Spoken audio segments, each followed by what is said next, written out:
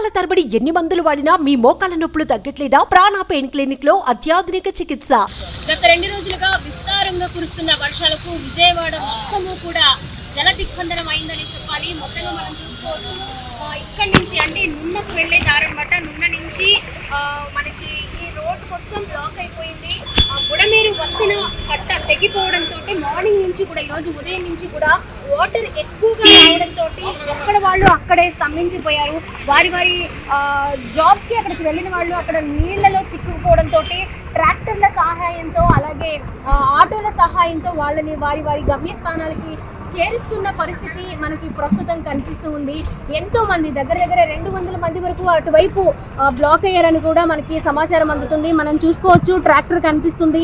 Tractor ద్వారా వారి గమ్యస్థానాలకు అక్కడ చిక్కుకుపోయిన వరద నీటిలో చిక్కుకుపోయిన వారిని మరి సామాన్య దృక్పథంతో వాళ్ళని ఇక్కడికి తీసుకొస్తున్న సందర్భాన్ని సిచ్యువేషన్ని మనం చూస్తూ ఉన్నాము. నిజంగా ఒక సముద్రంలా కనిపిస్తూ ఉంది. బైకులు కూడా కొట్టుకుపోతూ ఉన్నాయి.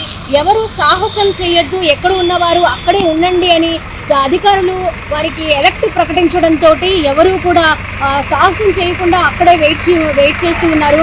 వాళ్ళందరినీ కూడా దగ్గర మనం ట్రాక్టర్లో కనిపిస్తూ ఉన్నారు. చూడండి, ఒక 10 మంది వరకు ట్రాక్టర్లో ఉన్నారు. వాళ్ళందరినీ వారి గమ్యస్థానానికి అంటే ఒడ్డుకి చేరుస్తూ ఉన్నారు. మళ్ళీ ఇది సెకండ్ ట్రిప్, మళ్ళీ ఇంకొకసారి వెళ్ళి ఆల్రెడీ ఇంకొక ట్రాక్టర్ కనిపిస్తుంది, అది కూడా వస్తుంది మనకి. చూడండి, మొత్తంగా వాటర్ అంతా పూర్తిగా బ్లాక్ అయిపోయింది. ఎక్కడ ఏ గుంట ఉందో, ఏ చెరువు ఉందో, ఏ రోడ్డు ఉందో కూడా తెలియని పరిస్థితి మనకి విజయవాడలో కనిపిస్తుంది. ఒక చోట అంటే లోతట్టు ప్రాంతాలు మాత్రమే కాదు, విజయవాడ మొత్తము కూడా పూర్తిగా నీట మునిగిందనే చెప్పాలి.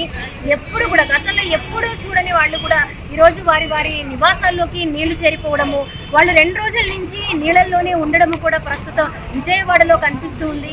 అధికారులు కూడా ఎప్పటికప్పుడు వర్క్ని స్పీడప్ చేస్తున్నారు. SDRF బృందాలు కూడా ఎప్పటికప్పుడు చాలా స్పీడ్గా గమ్యస్థానాలకి చేర్చి వాళ్ళని పునరావాస కేంద్రాలకు తరలిస్తూ ఉన్నారు. ఇది మళ్ళీ సామాన్య పరిస్థితికి రావాలి అంటే ఈజీగా 10 రోజులు పట్టే అవకాశం ఉందని కూడా ఇక్కడ ఉన్న నివాసం ఉంటున్న వాళ్ళు కూడా భయాందోళన చెందుతూ ఉన్నారు. ఎవరికి ఏ హాని లేకుండా, ఏ ఇబ్బందులు లేకుండా, ఎవరికి ఏ ప్రమాదం లేకుండా గమ్యస్థానాలకి చేర్చేందుకు ఈ ట్రాక్టర్ అయితే మనకి పనిచేస్తూ ఉంది. వాళ్ళు ఎప్పటికప్పుడు ఒక ట్రాక్టర్లో తీసుకురావడం కూడా మనం చూసుకోవచ్చు. నడకతో వెళ్ళడానికి వీల్లేదు, అలాగే 2 వీలర్ కూడా వెళ్ళడానికి వీల్లేదు. మనం చూసుకోవచ్చు అక్కడ ఎంతమంది వెయిట్ చేస్తూ ఉన్నారో. వాళ్ళందరూ కూడా ఈ ట్రాక్టర్ ద్వారా వారి గమ్యస్థానాలకు వెళ్లేందుకు కూడా వెయిట్ చేస్తూ ఉన్నారు. అలాగే అటువైపు రోడ్లో కూడా ఇంతే మంది వెయిట్ చేస్తూ ఉన్నారు. మరి మార్నింగ్ నుంచి వరద ఉధృతి పెరగడంతో ఇంకా పెరిగే అవకాశం ఉందని అధికారులు కొంచెం ప్రమాద హెచ్చరిక జారీ చేయడంతో ఎవరు కూడా డేర్ చేయడం లేదు. మరి ఈరోజు ఇలా ఉంది, మళ్ళీ వర్షం కంటిన్యూ అవుతూ వరద ఉధృతి పెరుగుతూ ఉంటే మా పరిస్థితి ఏంటి కూడా భయపడుతున్న పరిస్థితి ప్రస్తుతం విజయవాడ వాసుల్లో కనిపిస్తూ ఉంది. కెమెరా పర్సన్ వినయ్తో సుమన్ టీవీ, విజయవాడ.